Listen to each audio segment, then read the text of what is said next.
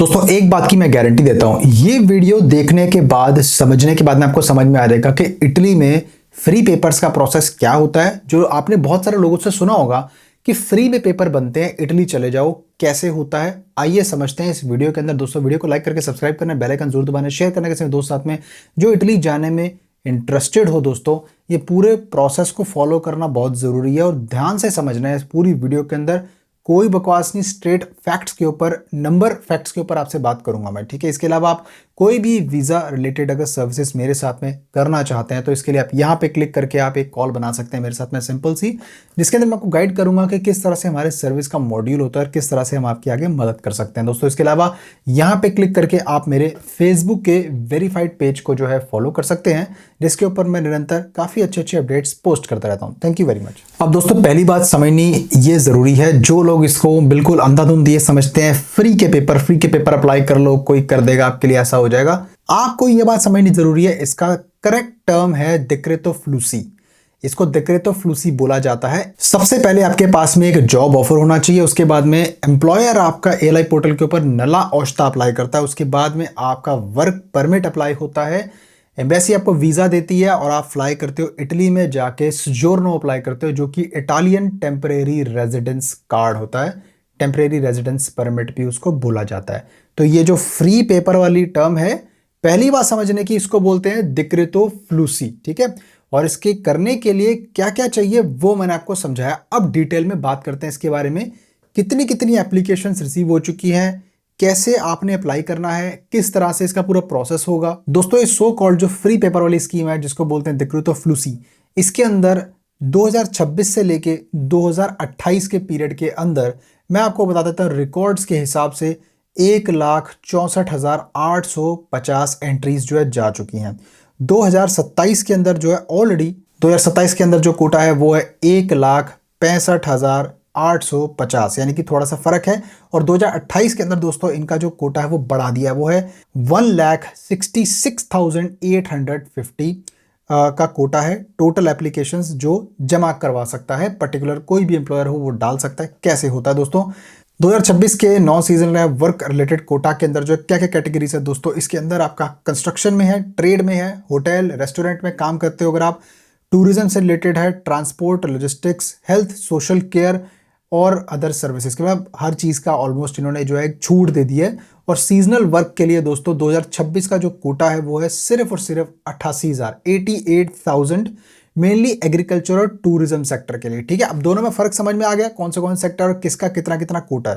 तो अब बिल्कुल सीधी सी भाषा में आप ये बात समझ लो, सबसे पहले स्टार्ट कैसे करना है आपको। देखो स्टार्ट करने में दोस्तों हमेशा एक ही बाधा आती है, जहां पर आपको एम्प्लॉयर नहीं मिलता, जिसके लिए आप हमारी सर्विसेज भी अवेल कर सकते हैं। दोस्तों मैं आपको बताता हूं, इसके अंदर सबसे पहले कैंडिडेट को इंडिया से एक लेजिटिमेट एम्प्लॉयर ढूंढना बहुत जरूरी है।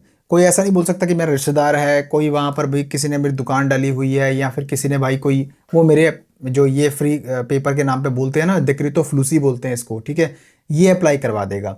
तो ऐसा नहीं है दोस्तों, इसके लिए एक लिस्टेड और वेरीफाइड कंपनी होनी चाहिए, इसका टर्नओवर होना चाहिए और जिसके पास में क्रेडिबिलिटी होनी चाहिए नला औस्ता अप्लाई करने के लिए। इसके बाद में जो एम्प्लॉयर है वहाँ का, वो ALI करके एक पोर्टल होता है, उसके ऊपर नला औस्ता की एप्लीकेशन डालता है। कभी कभी क्या होता है कि नला औस्ता की एप्लीकेशन टाइम ले लेती है, कभी कभी 6 महीने 9 महीने भी लग जाते हैं, बता रहा हूँ मैं आपको, क्योंकि कोटा बहुत ज़्यादा जो ये देते हैं ना, इसके अंदर लोग अंधाधुंध अप्लाई करते हैं, उसमें फर्जी कंपनी होती है, कई की जेन्युइन होती है, सब मिक्स रायता सा फैल जाता है। कई कैंडिडेट ऐसी फर्जी पेपर लगा रहे हैं, कई कैंडिडेट सही पेपर लगा रहे हैं, बस कैसे कर करके जो है ना, ज़्यादा डिटेल में से नहीं घुसूंगा, मैं आपको पॉइंट वाइज बता रहा हूँ। तो इसके अंदर क्या है कि फिर वो आती नहीं है, कभी कभी डिले हो जाती है, रिजेक्ट नहीं होती है, कभी कभी इतना डिले हो जाता है कि बंदे का मन इकट्ठा बढ़ जाता है और आगे बढ़ने का मन नहीं करता। तो इसके लिए कौन कौन सबमिट कर सकता है दोस्तों, या तो डायरेक्ट एम्प्लॉयर सबमिट कर सकता है, ऑथराइज कोई प्रोफेशनल सर्विस कर सकता है, हम जैसे कंसल्टेंट या फिर लॉयर जो हमारे बिहाफ पे काम करते हैं वो सबमिट कर सकते हैं, ठीक है। इसके लिए दोस्तों क्लिक डे या फिर कोटा सिस्टम के अंदर जो है फाइल पूरी सबमिट की जाए, जैसे मैंने आपको बता दिया कितना कोटा क्या क्या जो पूरा एलोकेट हुआ है उसके हिसाब से। दोस्तों 2026 के क्लिक डेज हैं 12 जनवरी, जिसके अंदर एग्रीकल्चर सीजनल वर्कर्स की जो है वहाँ पे आप बोल सकते हो एम्प्लॉयर को या जिससे भी आप करवा रहे हो। 9 फरवरी की यानी कि अगले साल जो है टूरिज्म सीजनल के अंदर जो है आप सबमिट कर सकते हो। 16 फरवरी के अंदर नॉन सीजनल सबऑर्डिनेट वर्क के अंदर कर सकते हो। 18 फरवरी फैमिली असिस्टेंस का जो है वहाँ पे आपको ऑप्शन मिलेगा, कर सकते हो। ऑफिशियल पेज के मुताबिक दोस्तों एप्लीकेशंस जो है ना 31 दिसंबर 2026 तक सबमिट आप करवा सकते हो। तो कोटा अगर अवेलेबल है तो आप ये ज़रूर कर सकते हैं। अब कई लोग बोलते हैं वर्क परमिट आ गया। दोस्तों नला औस्ता आप ऐसा समझो एक लीगल आपका ऑथराइजेशन है, ठीक है। इसको ऐसा समझो, कई लोग जो है ना देसी भाषा में बोल देते हैं कि भाई चलो जी वर्क परमिट आ गया, नला औस्ता आ गई, अपॉइंटमेंट उठाओ, वर्क वीज़ा लग जाएगा। ऐसा नहीं है दोस्तों, इसके लिए कंप्लीट प्रोफेशनल की आपको गाइडेंस की जरूरत है, जिसमें हम भी आपकी हेल्प कर सकते हैं। नला औस्ता अप्रूव होने के बाद में एक पर्टिकुलर कैंडिडेट को अपनी होम कंट्री के अंदर जो है proper Schengen visa D type Italian visa के लिए अप्लाई करने के लिए पूरी चेकलिस्ट फॉलो करनी पड़ती है, जिसके लिए मैं डिटेल में नहीं घुसूंगा, ये वीडियो उसके बारे में नहीं है, ये प्रोसेस समझा रहा हूं मैं आपको। उसके अंदर आपको सारे डॉक्यूमेंट्स आपके एम्प्लॉयर से मिले हुए, साथ में नला औस्ता अप्रूव हुई आपको, जो मैंने बताया था अभी ALI पोर्टल के ऊपर डाल के एम्प्लॉयर अप्रूवल के लिए वेट करता है, और या फिर लॉयर जो भी करता है। तो उसके बाद में आपको जब अप्रूवल मिलती है तो सारे पेपर्स आपको इंडिया में ओरिजिनल ज़रूरी चाहिए होते हैं। इसके बाद में अप्लाई करते हो आप Italian D visa, Schengen visa D type, Italy का वर्क वीज़ा आप कह सकते हो। और उसके बाद में आपका जो वीज़ा है वो आपको जब स्टैंप होके मिलेगा तो वो 6 महीने तक वैलिड होता है। देखो दोस्तों सीजनल कैटेगरी के अंदर ज़्यादातर जो है 9 महीने के लिए आपको वीज़ा ग्रांट होता है, जिसमें आप वहाँ जाओगे तो आप TRC वहाँ पर नहीं बनवा पाओगे। नॉन सीजनल वर्क के ऊपर यानी कि टेम्परेरी रेजिडेंस कार्ड आप बनवा सकते हो, वो आपका होता है सिजोर्नो, उसको बोलते हैं सिजोर्नो, जो कि आपकी TRC होती है, ठीक है। वो टर्म होती है, अलग अलग कंट्री के अंदर उसको अलग अलग नाम दिया गया है। इटली के अंदर उसको सिजोर्नो बोलते हैं। अब जब वीज़ा अप्लाई होता है दोस्तों, क्या होता है कि इटालियन गवर्नमेंट जो है, जो या तो एम्बेसी में है, ठीक है, वो लोग ना वेरीफाई करते हैं इटालियन एम्प्लॉयर से। यहाँ पे सबसे बड़ी प्रॉब्लम आती है, बहुत सारे जो कैंडिडेट है ना यहाँ फंस जाते हैं। क्यों? क्योंकि जुगाड़ पेपर होते हैं, अगर लॉस्ट था जुगाड़ से ली भी होती है तो उसके बाद में वो वहाँ पे कोई फ़ायदा नहीं होता, क्योंकि फिर वो वेरीफाई करते हैं तो वीज़ा रिजेक्ट कर देते हैं, क्योंकि वेरीफाई करने में उनको इतनी अकल ही नहीं होती कि वेरीफाई करने के लिए रिस्पॉन्स क्या देना है, ठीक है। तो इसीलिए इटली में बहुत सारे वीज़ाज रिफ्यूज़ भी होते हैं और एप्लीकेशन बहुत पेंडिंग चली जाती है। तो ये याद रखना है, जब भी आपका एम्प्लॉयर को बताना है कि भाई जब भी आपको एम्बेसी से कोई ईमेल आए तो उसको तुरंत ही जवाब दो, या फिर आपको कुछ पूछा जाए तो उसके बारे में आप ईमेल पे बताओ, और ताकि हमारा एप्लीकेशन फटाफट फास्टर स्टेज में आगे जाए और हमें वीज़ा मिले, ठीक है। अच्छा, यहाँ पे सबसे बड़ा मुद्दा दोस्तों पता है क्या होता है कि इंडिया के अंदर इटली की आपको जो है वर्क वीज़ा की अपॉइंटमेंट ईजिली नहीं मिलेगी, जिसके लिए आप जो है धक्के खाते रहोगे, आपको ईजिली नहीं मिलती है। तो इसके दो तरीके हैं। जब आप मेरे साथ में कॉल बनाएंगे ना प्रोसेस के लिए, तो जब हम अपने कैंडिडेट्स का पूरा काम करवाते हैं तो हम पूरी जिम्मेदारी लेते हैं पूरे प्रोसेस करवाने की, ठीक है, ना कि सिर्फ और सिर्फ आपके पास में जो है सारा अप्रूवल्स आ गए और हर चीज़ आप वेट कर रहे हो कब भाई आप फाइल करोगे और ऐसा होगा। अभी सिस्टम हमने अपग्रेड कर दिया है, सर्विसेज अपग्रेड कर दी हैं, तो आपको उसका ज़रूर बेनिफिट मिलेगा, आजमा के चाहे आप देख लेना। इसके बाद में आपको जब वर्क वीज़ा की अपॉइंटमेंट जब मिलती है ना दोस्तों, तो आप VFS में अपने पेपर जमा करते हो, और कई केसेस के अंदर मैंने देखा है आजकल इटालियन एम्बेसी इंटरव्यू के लिए छोटे मोटे बुला भी लेते हैं, जिनको डाउट होता है सब कुछ सही है फिर भी ये बंदा जो है मतलब क्या ये काम कर लेगा नहीं करेगा। तो मेन चीज़ होती है कंपनी की क्रेडिबिलिटी। उसके बाद में एम्प्लॉय की बात आती है, एम्प्लॉय जो हायर हुआ है वो कैसा है, क्या वो काम कर सकता है। एम्बेसी उसको एक बार देखना चाहती है कि प्रेजेंटेबल है या नहीं है, ये सिर्फ जो है जाने की इच्छा रखता है वहाँ पे और कुछ नहीं आता। कई लोग ऐसे भी होते हैं और सिर्फ हाथ खड़े होते हैं, उनके कुछ नहीं आता उनको, तो वो उनको वीज़ा नहीं देना चाहते। इटली एंटर करने के बाद में 8 दिन के अंदर आपको परमेसो दी सोगियोर्नो आपको अप्लाई करनी होती है, जो आपकी तकरीबन जो बनती है। अगर आप टेम्परेरी वर्क वीज़ा पे अगर आप वैसे नॉर्मल नॉन सीजनल वाली कैटेगरी पे जाते हो तो नॉर्मली आपकी TRC 1 या 2 साल की बन जाती है, डिपेंडिंग ऑन जो भी वहाँ का रूल और रेगुलेशन रहता है, ठीक है, तो उसके हिसाब से होता है।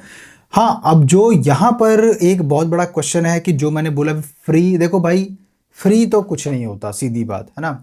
आप अगर किसी एम्प्लॉयर को जानते हो और एम्प्लॉयर आपके लिए नलौश्ता फाइल कर रहा है ALI पोर्टल के ऊपर जाके, तो ये बात समझनी बहुत ज़रूरी है कि अगर वो आपको, मेरे को नहीं लगता कि फ्लाइट टिकट देगा या ऐसा, क्योंकि यूरोप में ऐसा सिस्टम सीधी बात है होता नहीं, ठीक है, ज़्यादातर नहीं होता है। कई एम्प्लॉयर दे भी देते हैं, बहुत रेयर होता है, वो कोई भी अपनी जेब से फालतू पैसा नहीं लगाना चाहता।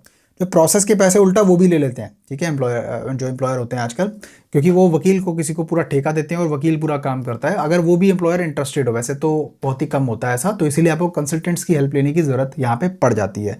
आप फ्री में अप्लाई करना चाहते हो, वो बिल्कुल फ्री में नहीं होता, मैं आपको पहले बता देता हूँ।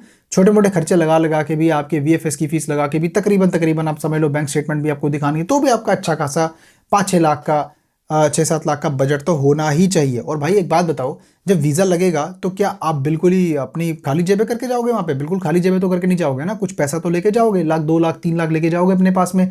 आपको पता है यूरो का रेट कंसिस्टेंटली बढ़ रहा है और INR जो गिर रहा है उससे आपको कितनी दिक्कत हो जाएगी, तो आपको उसके हिसाब से पैसा भी लेके जाना पड़ेगा। तो ये छोटी छोटी चीज़ों का ध्यान रखा करो। जिंदगी में फ्री तो आज की डेट में कुछ नहीं मिलता है ना, इवन तो मैंने भी अपने चैनल पे देना बंद कर दिया है ना।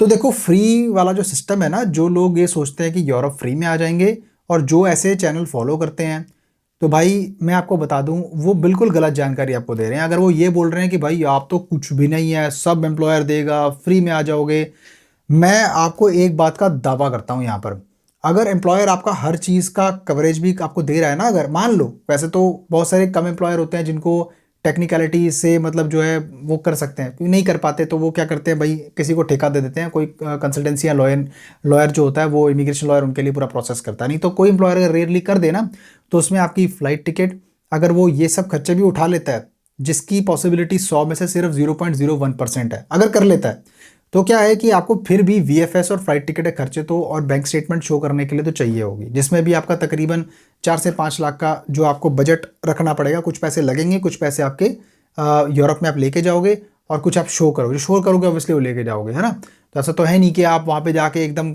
एम्प्लॉयर के निर्भर हो बिल्कुल, कुछ पहला 1-2 महीना जाता है तो भाई पैसा तो आपको खर्च करना पड़ेगा ना।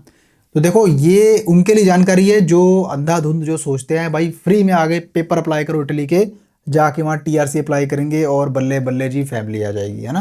फैमिली को बुलाने का प्रोसेस वहाँ पे डिफरेंट होता है, थ्रू फैमिली रीयूनिफिकेशन वीज़ा। किसी और वीडियो में कवर करेंगे दोस्तों। वीडियो अच्छा लगा तो लाइक करके सब्सक्राइब करना, बेल आइकन जरूर दबाना, शेयर करने के दोस्त साथ में। और मेरे साथ में कोई भी कॉल कंसल्टेशन अगर आप बनानी है, कॉल बुकिंग के लिए, आपको नीचे मैंने कमेंट्स पिन कर दिया है। और बेवकूफ़ों की तरह नीचे कमेंटों में ये मत पूछा करो कॉल कैसे बनाएं, कैसे सर आपको मिले, ये वो, भाई मिलना जुलना काम नहीं होता है यहाँ पे, सीधी बात, ठीक है। आपको अगर बात करनी है तो आपको एक वर्चुअल मीटिंग करनी पड़ेगी मेरे साथ में, तरीका बता दिया है, लिंक्स अवेलेबल है यूट्यूब चैनल पे, वेबसाइट भी जाके चेक कर सकते हो, ठीक है। और जिस भाई ने बात कर लिया है वो आगे बढ़ने के लिए मेरे साथ में वेबसाइट पे, मेरी मेन वेबसाइट पे आकर रजिस्टर कर सकता है सर्विस के लिए और आगे बढ़ सकता है प्रोसेस के लिए, ठीक है जी। टाइम पास वाले लोग दूर रहें, प्रोसेस करने वाले मेरे पास वेलकम है, ठीक है जी। थैंक यू वेरी मच, मिलता हूं आपको फिर किसी और नेक्स्ट शानदार वीडियो के अंदर। नमस्कार।